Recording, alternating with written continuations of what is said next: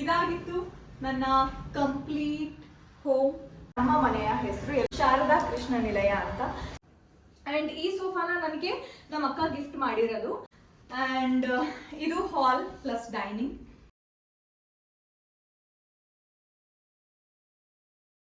ನಂದು ಜಸ್ಟ್ ಒಂದು 30% ಇರ್ಬೋದು, ಬಟ್ 70 to 80% ನಮ್ಮ ಅಕ್ಕ.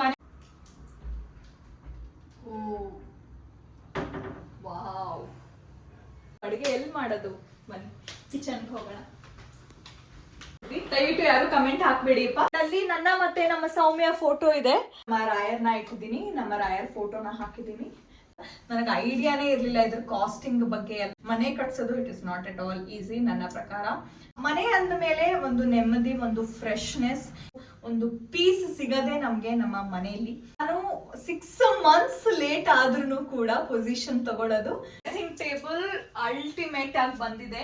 ಆಕ್ಚುಲಿ ನಾವು ವಾರ್ಡ್ರೋಬ್ ಅಲ್ಲೂ ಲೈಟ್ ಬರುತ್ತೆ. ಅಂಡ್ ಇಲ್ಲಿ ಬಂದ್ಬಿಟ್ಟು ನನ್ನ ರೂಮ್. ನನಗೆ ಟಿವಿನೂ ನಾನು ಹಾಕ್ಸ್ಕೊಂಡಿದ್ದೀನಿ ಬಿಕಾಸ್ ಬೋರ್ ಆದಾಗ ಸಾಂಗ್ಸ್ ಕೇಳೋದಕ್ಕೆ. ಇಲ್ಲೂ ನನ್ನ ಬಟ್ಟೆ ಇದೆ, ಅಲ್ಲೂ ನನ್ನ ಬಟ್ಟೆ ಇದೆ, ಇದ್ರ ಕೆಳಗಡೆನೂ ನನ್ನ ಬಟ್ಟೆ ಇದೆ, ಇದ್ರ ಮೇಲ್ಗಡೆನೂ ನನ್ನ ಬಟ್ಟೆ ಇದೆ. ಅಂಡ್ ಈ ಮಿರಾಕಲ್ ಅದ್ ಹೇಗಾಯ್ತು ಏನಾಯ್ತು ಅಂತ ನನಗೆ ಸೀರಿಯಸ್ಲಿ ಗೊತ್ತಿಲ್ಲ. ಮನೆ ತಗೊಂಡಿದ್ದೀನಿ. And I am really proud of my self. ಯಾರು ಹೇಳಲಿ ಬಿಡ್ಲಿ, ಆ ಫೀಲಿಂಗ್ ಎಲ್ಲರೂ ತಮ್ಮ ಜೀವನದಲ್ಲಿ ಅನುಭವಿಸ್ಬೇಕು ಅನ್ನೋದು ನನ್ನ ಆಸೆ. ಸಬ್ಸ್ಕ್ರೈಬ್ ಮಾಡಿ, ಲೈಕ್ ಮಾಡಿ, ದಯವಿಟ್ಟು ಯಾರು ದೃಷ್ಟಿ ಮಾತ್ರ ಹಾಕ್ಬೇಡಿ. Okay, thank you so much. Bye.